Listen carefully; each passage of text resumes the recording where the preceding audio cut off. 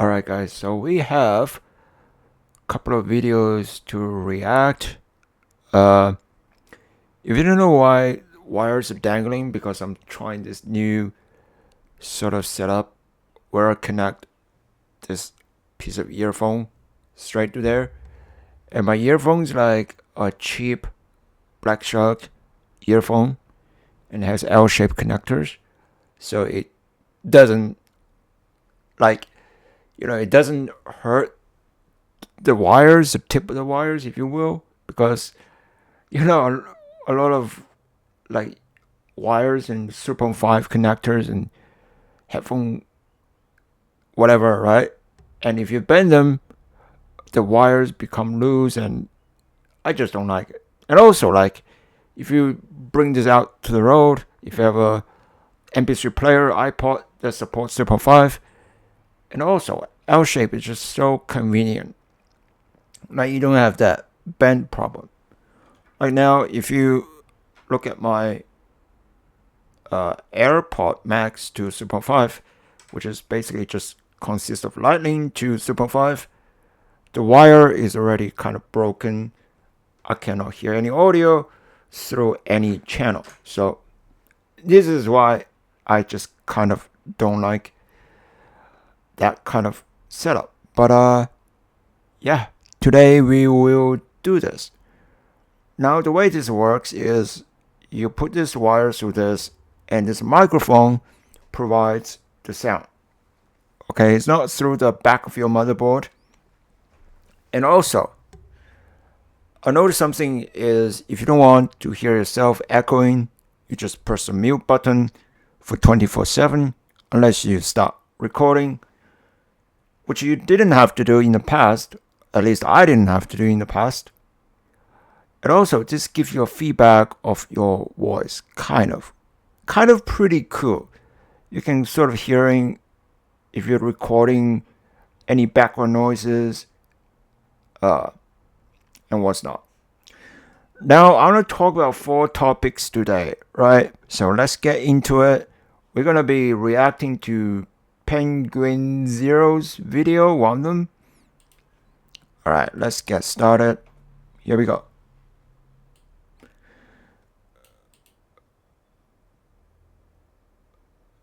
Play, ball, play.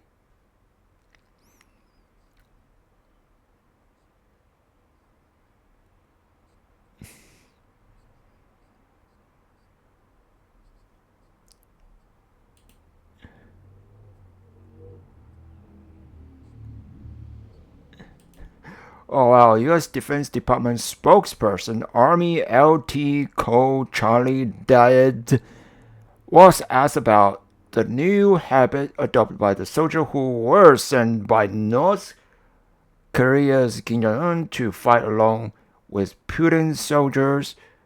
He said he couldn't confirm any North Korean internet habit or virtual. So basically, they were sent to fight for the war. I say, yeah. And basically, soldiers, or at least, I don't know how many, but there were some, I guess, were able to explore the internet. Like the new possibility, the new realm of internet. And this is crazy because in North Korea, they were only limited to their own intranet. So this has opened a whole can of worms of the sites you can visit or what's not, right? And then they were visiting some naughty websites and oh man. And then some guy asked the Defense Department of US, is this true? Did they visit those kind of sites? Dude, it's not like they have a trench coat spy on them. Like, nor do we, nor do I. I don't know if they visited those sites, true or not. But, take a guess. Like, if their internet is locked down for the whole entirety of their lifetime in North Korea. Wouldn't you think they would have some relief if they went to a foreign country which has less restricted access to internet?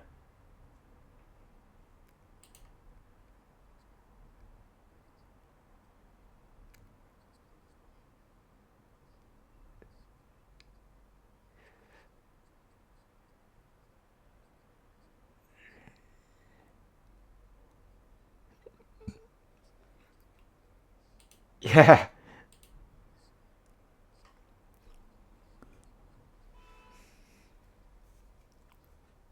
exactly. Who has the time to keep a track on individual people who goes and do what? Like,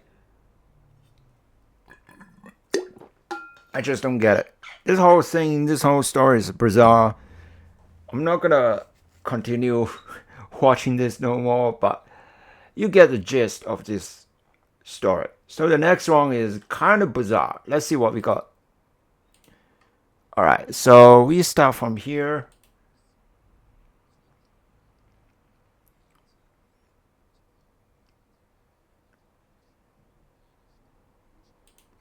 So those five guys will make sense in a minute. It may look innocent to you, but it will make sense.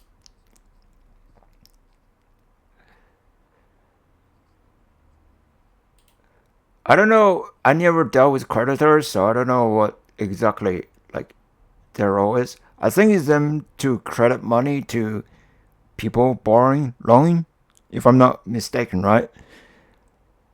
I'm not sure. So correct me if I'm wrong.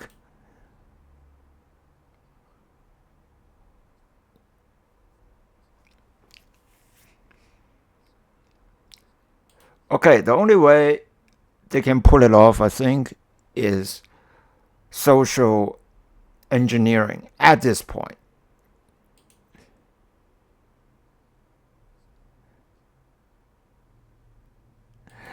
Yes, I was right because almost all those hacking, you hear a big company got hacked day and night, like they all like boils down to lack of security of some server or something like that, right? Plain password exposed. But I'm like, this is hard to do that, right? So I'm thinking it has to be social engineering because a lot of times those companies that are hacked are also being part of the social engineering by one single employee that has like some sort of admin access.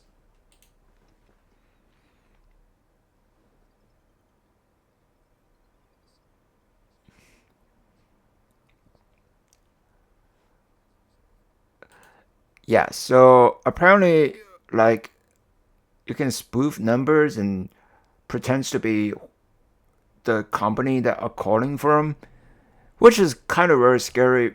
Sometimes, I get like numbers, not like legit sense. Sometimes you get numbers, not really numbers, but like title of a company that send you SMS saying, "Oh, your trackings are your like your delivery is coming soon and what's not," and those are legit, right? But sometimes they use those kind of names to spoof people and thinking they're the one calling.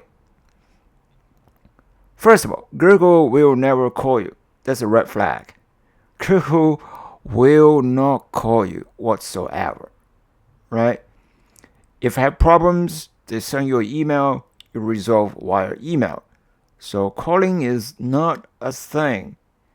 I don't know what, I don't even know why this creditor believed that Google is calling. Maybe in the States, they use, you know, they use phones to ring people on Google. I don't know. But generally speaking, Google shouldn't be calling you, right?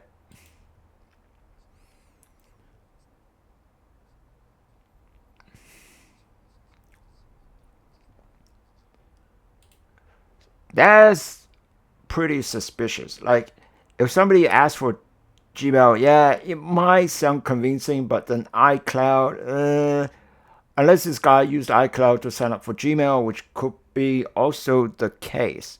I don't know yet.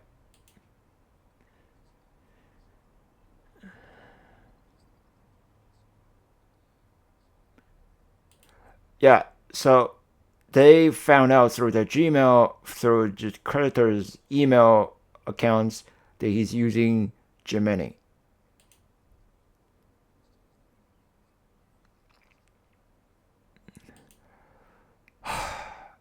Again, Gemini will never call you. I don't think any of the crypto places will call you, right? Or resolve in whether you start a live chat and resolve your issue there, or they send you an email if something happens, or something like that, right? If you have a problem, you write them a live support or email or whatever, right? Under pressure and convinced. That's just no. Uh, That's a red flag, man. That's a red flag.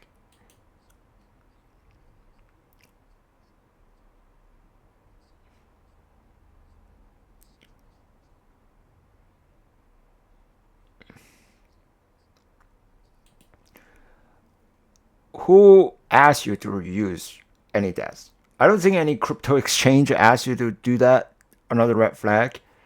Gosh. Come on, creditor. You're losing the game here.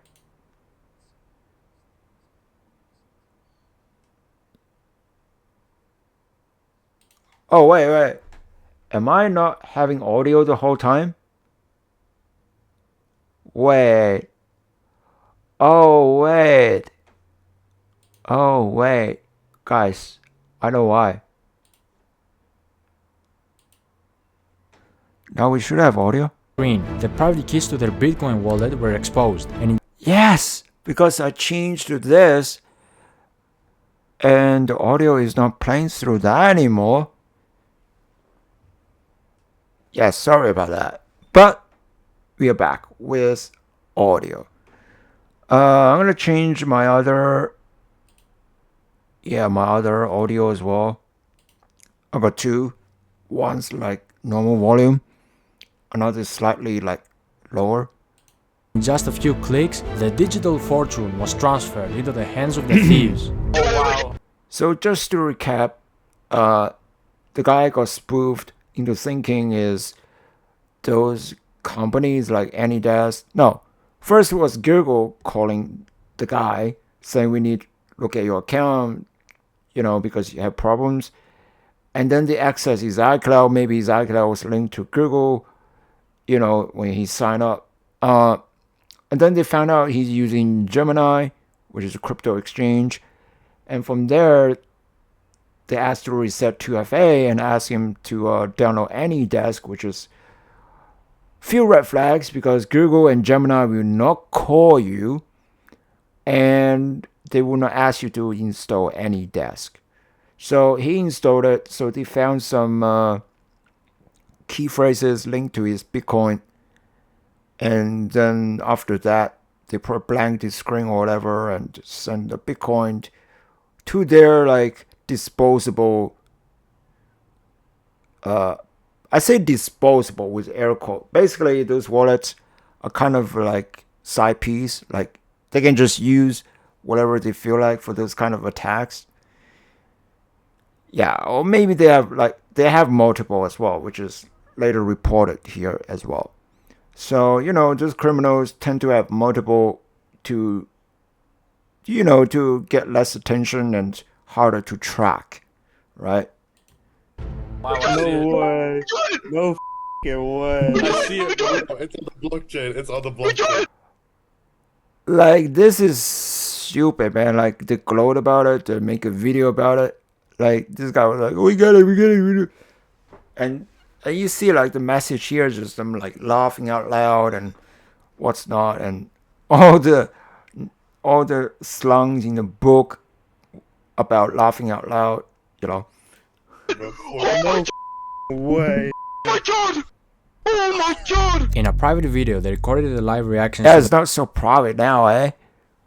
the successful transfer of 4,064 bitcoins valued at over $230 million at the time, clearly excited as they watched the millions flow into their wallets. How did they manage to pull off such a heist? How could someone with that much wealth be deceived so easily? Yeah, I don't get it. Like, why, like, if Google's calling you as a red flag, just hang up, bro. You could have saved yourself. You just hang up. Like, you don't have to talk to so-called Google because it's not Google. And why will they record themselves in the act of committing such a massive crime? These are questions that might never be fully answered, but one thing was clear: the money was now in the hands of the criminals, and they knew their work wasn't done. Change. The idea was to break the large transactions into smaller ones. See, that's what I mean? They have multiple, like, yeah, they have multiple, like, wallets.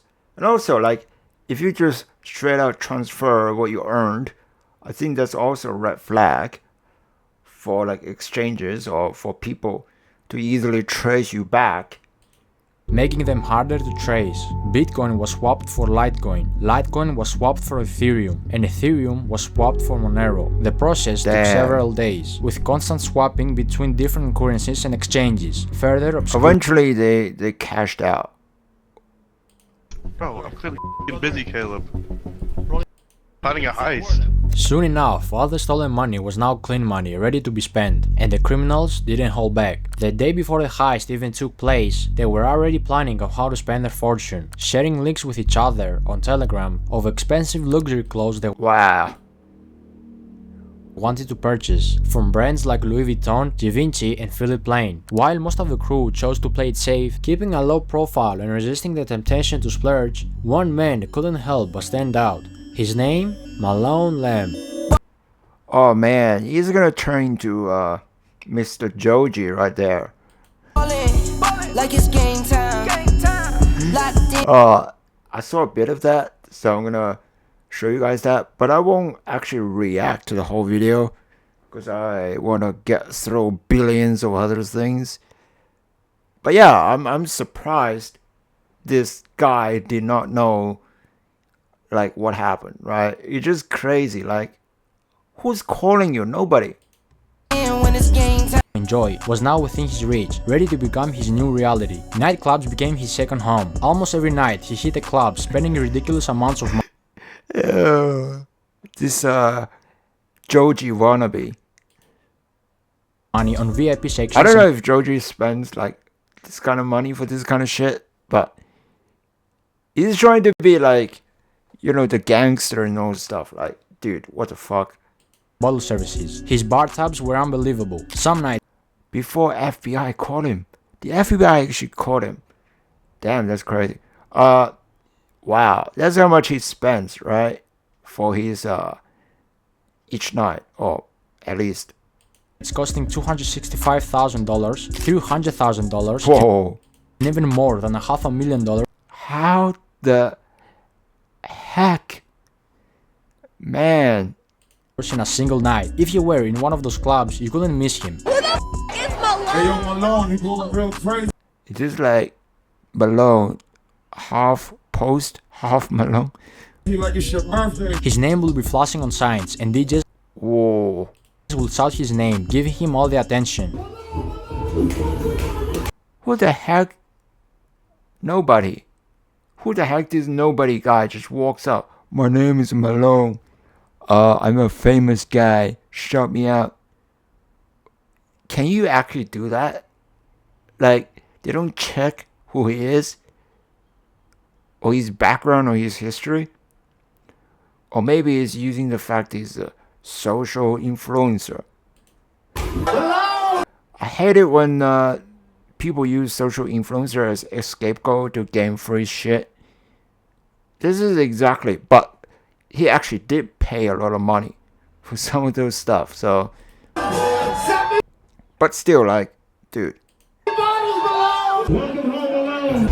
Oh, Malone, okay. Private jet to Miami. There, he took his spending to a whole new level. In Miami, Malone Wow, private jets too. Wow, that's crazy. settled in a waterfront mansion. This place wasn't Oh, They look like some house from DJ Khaled or some shit. As any house. It was a $10.5 million estate with a $62,000 a month rental price tag. This mansion was massive, covering over 8,500 square feet, with 25 feet ceilings, 10 bedrooms, and a huge pool with a jacuzzi. It had 2 big front gates and a garage with a spacious driveway that was later filled with expensive supercars and luxury vehicles. Wow. Malone bought a black Mansory SF90, a white Lamborghini Urus, a fully kitted out white Mansory Lamborghini Urus with baby blue interior, a matte black Lamborghini. Dude, if you buy a lot of cars, that's a red flag. No, just flexing over the top. I mean, those kids clearly know nothing about life. If I have that much money, I don't know, man. That would be insane money. Like, just nah. I can't be like those kids, man. I don't know. I would just end up buying crap. Who knows? But yeah, if I have that much money, I'm just gonna be honest with you guys. It's just been a crazy journey. See you later. Bye bye. No, kidding. Lamborghini Revuelto, the new Porsche 911 GT3 RS, the Wow, they have all the supercars they want, new Ferrari SUV in black, and they're flexing it to their friends. 2 Mercedes-Benz G-Class, one in grey, one wrapped with matte black camo, a convertible matte black and pink Rolls-Royce Dawn, a blue BMW M4, another Lamborghini Revuelto. Don't do this to me, commentator. You're making me like sick watching those kids jamming out with those cars. In matte grey, a blue Lamborghini. No, there's more. Urus, an all-white wide-body kit Lamborghini Aventador SVJ with Malone's name written on the bottom of the door. Oh, A matte black Ferrari. that's something that mouse would have too. Like, not just insane amount cars, but Ferrari 12 Superfast, another Lamborghini Aventador SVJ in blue, a pink Urus. no, Joji, the pink dude, the pink guy, alias he's using before he became Joji. Dude, Which Malone he originally looks Joji too. bought as a gift for his ex-girlfriend to try Uh-oh. to get her back. Uh-oh. What the fuck? But got rejected again. He probably A fully black mad. carbon He probably mad because his ex-girlfriend got taken. Cars doesn't buy her back, bro. fighter McLaren 765 LT, a blue Pagani Howrah, and many. Oh no, please. I'm gonna skip that part. Let's see if the feds arrested him, right? Because if you look at those, as I'm scrolling through, he's buying all this crap. And then he probably got sussed out in the end and he got repercussion. Undoubtedly decreased the value of these cars when they go to auction, significantly reducing the amount the victim could Wait, did he recover. crash the car? The same process will apply to the clothes, jewelry, watches, and designer glasses that Malone Or maybe they can't sell stuff because they would have been known. purchased. These luxury items are likely to be seized by authorities and auctioned off as part of the asset recovery process. Oh, love it. The authorities auction off. Bro, that's good as shit.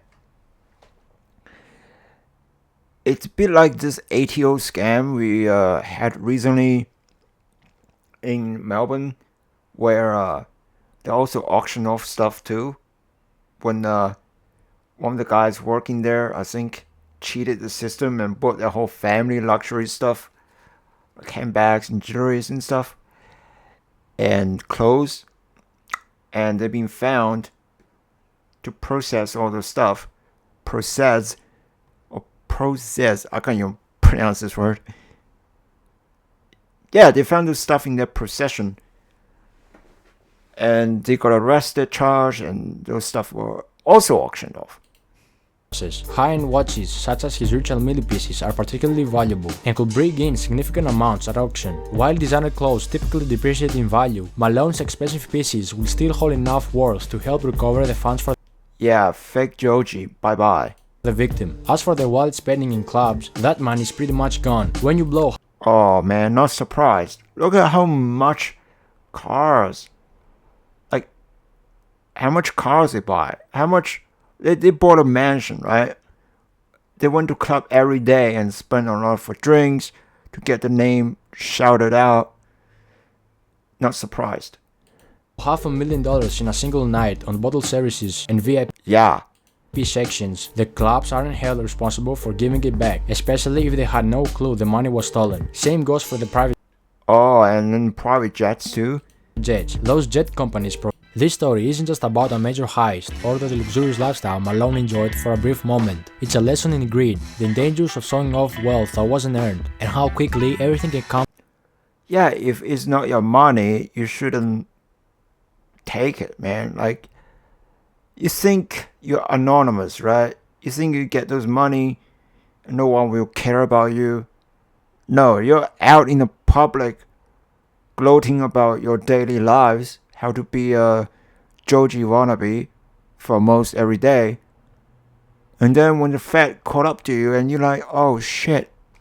I'm crashing down. Despite all the money spent, the nights out and the flashy purchases, Malone's dream life was built on stolen funds, and it was... Dude, don't ever do that again. I know like this will be this kind of happenings in the future because people are never gonna learn. Alright, let's move to the next story because this story is just wild. I have no comments. Like a DVD or something, or credit card or whatever. But so just to kind of give a backstory, I watched this guy here and there, and he makes some interesting videos. So I think it was last month or two, or a couple of weeks ago, I watched one of his video about going to the Rebox kiosk and actually rent some movies and what's not, and trying to return it to see if they would work. And again, those boxes are pretty much just dead. Rental service. I think I don't live in the States, but I used one in the past in Australia. It wasn't a rental box. I think we had it in the past, but wasn't popular, so they kind of just died down. But it's more like you rent the movies, they send to you the disc, and then you basically finish watching and return it to them, mail it to them. I don't think that exists. It pretty much just died down. But we have physical media. The physical media landscape doesn't look so good either, so we salvage whatever there's left to salvage. But now physical media is start to make a comeback. At least, you know, that's what I feel like as part of the collectors community. Machines aren't able to go connect to the internet, so like clearly that information has to be stored somewhere on the machine. But I mean, this is just like one article. This is a crazy thing. I mean, that's already really interesting, right? But I feel like every time I hop on here, I'm finding some other crazy little thing that people are posting about Redbox. You may recognize this person. It looks familiar to me anyway. That's him. Look at that. I'm on a real news article. I made it, Mom. Regardless. Oh yeah, I read this site occasionally as well. But it's not much of an article. It pretty much just goes over what we did in the video or whatever. Yep. They went and tested if the machine works too. They went to like, I think 25 different locations, and they test each one, and some of them were like dead. Some of them were like being watched by workers. I thought it was pretty funny. Kiosks. We'll get into this in a little bit. Here's a pretty funny article on how to geek. The Redbox kiosk can run Doom.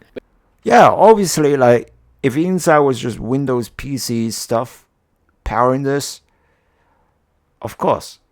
You know, like I've seen ATMs, like, running Windows XP and stuff was pretty hilarious. Because of course it can. This is related to what I was just talking about. If people are getting these machines at home, they're putting Doom. Like, how the fuck they carrying this machine home? I think they got a pickup truck, and they would have to make sure it's tight and would not spill off on the road to cause accidents. And also, like, how are they gonna do it, right? Because technically, isn't that kind of stealing? unless they have permission to take the Redbox machine away from the premises. I know like Redbox is pretty much dead, but they can't just go there and take it, right? Doom on it. People are putting Doom on pregnancy tests. I mean, they'll do it. Wow. Yeah, I remember seeing this. I'm like, dude, the color is not that good. The screen is too small. And you have to play it with a Bluetooth keyboard. I don't know, man. Like, people using this Doom on your microwave, Doom on your oven. Like, this is a meme now. Like, anything with a screen or possibly can run something, people will make a meme of it. Do anything. This image is awesome. I don't know. Hey, this is the closest thing to games on a Redbox you're going to get in 2024. This guy's got like 300. Wow, this guy is crazy. I wonder what you can do with it, because all you can do is collect it, right? You can't like sell it. I mean, maybe you can sell it, other people watch it, but I think he's gonna keep it for historical purposes. But then again, with those discs, aren't they like copyright protected? I mean, how they can be like burned and stuff. I'm just curious, because I remember trying to copy anything I borrow from the library, copy anything I borrow from the servers, I was talking about. I forgot its name, was a long time ago, and they're all copyright protected. So movies. That's wild. So this dude's just sitting there at a Safeway, like just getting movies for like hours, I assume, and he's By the way, this is not the Australian Safeway. I think they're different because we call it Wars now. So gone like 3 times. He says third haul. He's just coming in, getting a bunch of movies, not buying anything from the grocery store. Like, come on, dude, you can at least get. Well, yeah, our Wars, what you would Safeway, we will not call that, is basically also grocery store. So I don't know if the Americans got a hold of our name and be like, yeah, we're gonna use Safeway. A gallon of milk or something. But it's funny as this picture we're saying in the video, it's saying like one that we're renting and then we'll keep or whatever. I'll get more into that in a bit, because the terms on that, by the way, you might not know, but if you rent something for long enough, you own it anyway. So I'll get back to. Yeah, you have to pay extra fees to keep it. Like, kind of like a late return fee. Be like what happened in the libraries. Like, if you don't return it, you pay a fee and you keep it. It's kind of like that. To that in a bit. But going back to this picture, this guy technically is a fee, but it's like them punishing you, and you have to pay like all those stuff, like all the shipping fees, and like a form of punishment, right? You're really just not paying, not buying this stuff at all. But guy is clearly not intending to buy all these movies. He's clearly just trying to take advantage of the fact that the machine isn't going to charge him. Yeah, maybe, but considering if you have that much of a movie, aren't you like get charged a lot? Like, even if you don't, That is a different intent. I think that that's not quite right. And the reasoning is a little complicated. Let me show you. So there's this guy down here, this, okay. Oh, this is very interesting. I'm gonna gloss over that with him too. Ignition 6727. Now, everything he says here, just take it with a grain of salt, but from what I've heard before recording this, like I actually watched it once, I think it's most accurate, but we're gonna get through it. Maybe it's right, maybe it's wrong, I don't know. I think this is a reasonable, based on everything I've seen, I think this is a reasonable summary of all of the events that have transpired in the legal system regarding Redbox over the past couple months. He says, from what I've read, Chicken Soup for the Soul still owns the Redbox kiosks. Chicken Soup for the Soul couldn't make payments to creditors and employees. At the time of filing, they had $1 billion in. Yeah, isn't looking good. I think I watched a documentary about Redbox bankruptcy. And yeah, they just couldn't not pay the creditors. They could not pay the employees. They could not pay their, what those guys called? when they're interested in a freaking company, investors, right? They could not pay those guys.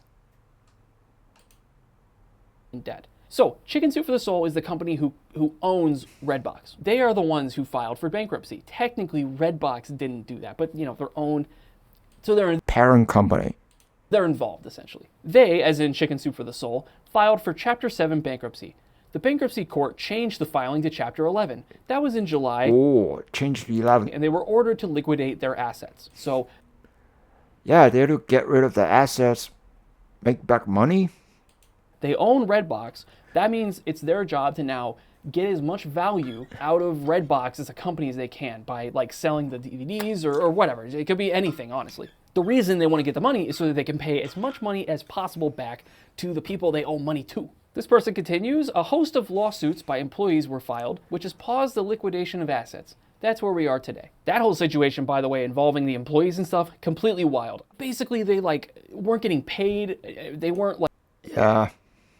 Reminds me of like Twitter when they made the transition to X. It's like they fired, but they not getting paid. They were like giving the middle finger, saying you either leave or not get paid, yeah? Or you work here and no, they didn't get the choice to work. But after they got fired, Elon Musk was like, oh, sorry, there are some people still valuable. We keep them. Like allowed to use their insurance. There's a whole host of things.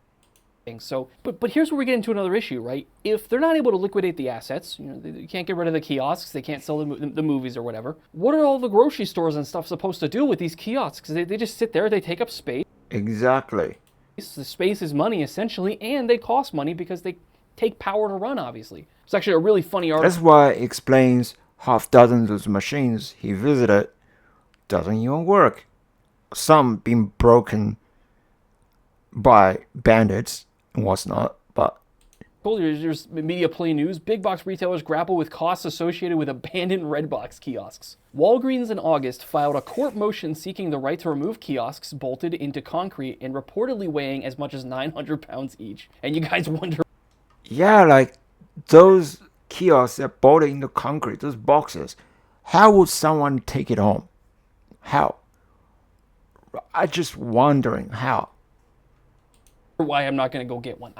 Guys, even if I was able to find one that, like, I can actually take. Yeah, like, where's the room for that? Like, like, I don't know, having this at your house, like, you pay credit card, pay money to essentially run your own thing, just crazy, right? And then I was just wondering, like, you can put like program to like not accepting cash or money and get movies for free, but still like the business owner wouldn't be mad or whatever. How am I supposed to go? Okay, sure, I'll just go casually lift up a 900-pound object and throw it in my Miata. Walgreens claimed that the DVD and Blu-ray disc dispensers have become a logistical and environmental eyesore, costing the pharmacy/convenience store $184,000 a month. Whoa. In electricity. Just for maintaining it. That's crazy. Powering 5,400 kiosks. This leads directly to the next point here. Big retailers went to the bankruptcy court and asked if they, not Redbox, could dispose of the kiosks. The bankruptcy judge has granted some of their requests, so I bet that's a little more of a complicated situation. I don't really want to go too far into it, but essentially, like, some of these companies are getting rid of kiosks, some are not allowed, apparently. I don't know. So I think that explains why, honestly, we're still seeing so many sitting around, because I think a lot of companies just don't want to deal with it. This part's pretty funny. Former employees have been selling the discs used for stocking the machines on eBay. And again, it's like, morally speaking, I can't really argue with them because it's like... I don't know, like, okay, if they sell it, it has a Redbox logo and what's not. Like, I still don't know, like, probably like old movies that don't worth a lot of money. And even if they do end up selling worldwide, wouldn't that just be locked to region A? Okay, you work for Redbox. They suddenly just stop paying you, and you're left with hundreds and hundreds of DVDs, sometimes thousands, depending on, what exactly you were doing. We put our credit card info in there. Yeah, they did this last time, which was kind of amazing seeing them. But now I want to see something. I'm kind of curious, right? So if we hop to eBay, we kind of go Redbox, Blu-rays. Let's start with that. I don't know if I put hyphen or not. Red versus blue. Okay, there's no red box. See? There's no red box. How about DVDs? I know DVDs like takes majority of the.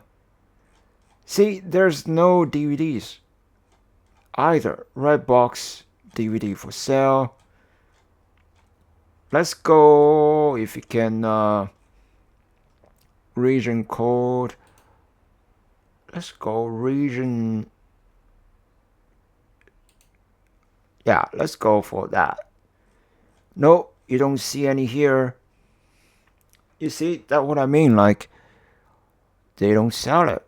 Like, I don't know, man, if that's true or not. Or maybe it has run out, right? It could be a possibility that whatever they're trying to sell, people bought it because it's so freaking cheap, because it's old movies. And if that credit card info is stored there, liquidators come back later, find the info, and then charge our cards for all the movies we bought. Whatever, we bought all the movies, we get charged what we agreed to pay in the first place. The only situation that's a little more complicated, hold on, is this copy of Pirates of the Caribbean for Blu-ray that we specifically rented and wanted to not return in order to see if it would do anything for the machines. But there's an important bit of the terms of service. There's a specific part that says, if you don't return a rented movie, it is considered yours. They'll just charge you a fee. It ends up being like $4. Yeah, as I said earlier, they charge you a fee. But it's like they're charging you to learn a lesson. $40-ish plus whatever the cost of the rental was. So worst case scenario, we owe like $200-300 for getting a bunch of movies or whatever. It probably wouldn't even be that bad. Anyway, getting back to this post by OK Recognition, earlier they told the bankruptcy court that they could not afford the cost of removing the kiosks. They as in Redbox. There were approximately 28,000 kiosks, and they said the cost to remove each one was $500. That's hilarious, by the way. The delay in liquidation opened a floodgate of crazy things happening to the kiosks. Some people are breaking into them with a crowbar. Some people have figured out that using an expired credit card and placing it on the card reader, they can empty the machines of all their movies. Some people really got permission to remove the machines from local. I didn't know you can use expired credit cards to rent movies locations and take them home for personal use. So I just yeah, that personal use part. I was just wondering, like, what could you do with it apart from watching it?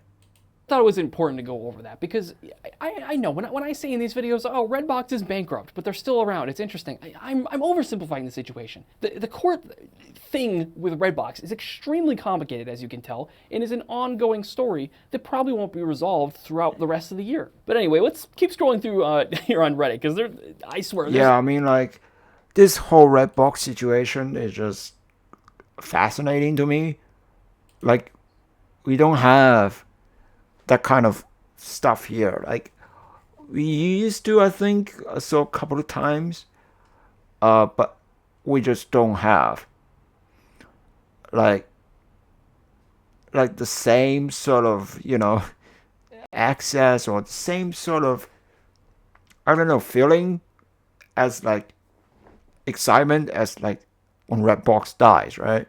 Because it's pretty much like when Game Trader dies, be like, oh, okay, just no more Game Trader for the next whatever years that it ceases that's to exist, right? When Dick Smith dies, like, yeah, some people were somber, were sad, but then they noticed transition to online, which is pretty much just a clone of Kogan. So they can't, afford to do their own thing, to make it different, to make it unique.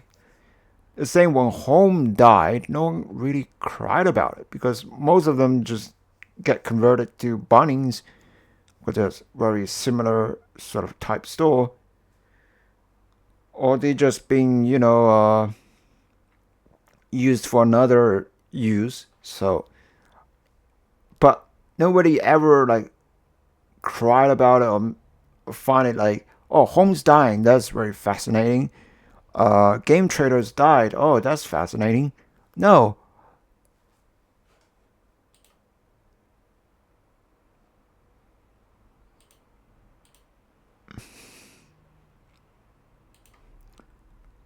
Alright, so the next one, I don't think I want to react to it personally. Well, there's not much to out now to react. Like, there's no major kind of breakthrough. So, in case you guys don't know, Liam Payne, though some of his music, he has pretty much died, right? I forgot where he was traveling to.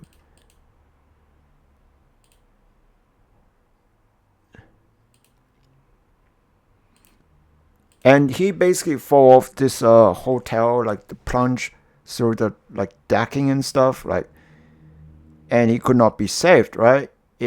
And the photos of TV being smashed and laptop being smashed and whatnot. And I was like, dude, I knew there's some third party was involved. And I was not wrong. It's pretty much like that Matthew Perry story. Or again, even though it didn't die in a swimming pool situation. But the reasons I say is very similar because it has external influences to cause his death. It don't just plunge to the floor on his own accord. It's just so weird. He would not do that, right? So I was seeing on Instagram a bunch of people reacting to it. A bunch of artists that work with him has reacted to it. It's just crazy. But yeah, I know it was external influences or external intervention that caused his death. And I wasn't wrong because the news came out. They were like, apparently the hotel staff warned another one that he's like, he heard someone like screaming and acting erratically, and they're trying to like call another staff for help and trying to save Payne, but by the time they reached there, he's already on the floor. And there were like drug suppliers that supply him some crazy shit. I don't remember the exact, but then he had some of this, and it's just weird. When his girlfriend was saying last goodbyes, people found out he was like acting funny on his Snapchat, I think. I don't use Snapchat, so I don't know. But yeah, his last post on there was quite weird and fucked up. Well, not really fucked up, but just kind of weird, I think. Yeah, balcony.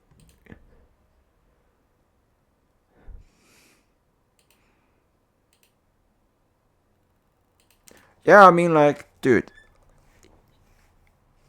as I said, he cannot just die like this, like by himself, right?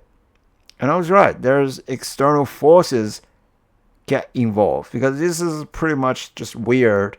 Why would a guy happy the day before, right, meeting his fans and what's not, and suddenly just took the plunge? It just doesn't make any sense. And I was thinking it has to be an external force that get involved, right? So the world is weird with people addicting to substances, addicting to drugs, addicting to whatever they're addicting to, or just a bit like the first video that reacted, it got persuaded into believing into something. And pretty much, again, the guy, the drug supplier, I think, or one of the hotel staff, I can't remember which is which, pretty much accompanied him every day when he traveled to that place, I think. And maybe the person told him, hey, you should do this, should do that, listen to me, you know, good for you, whatever. He believed in it, which is kind of no good. But yeah, kind of sucks. But yep. I think I'm gonna end the video here and see you guys soon. Hopefully.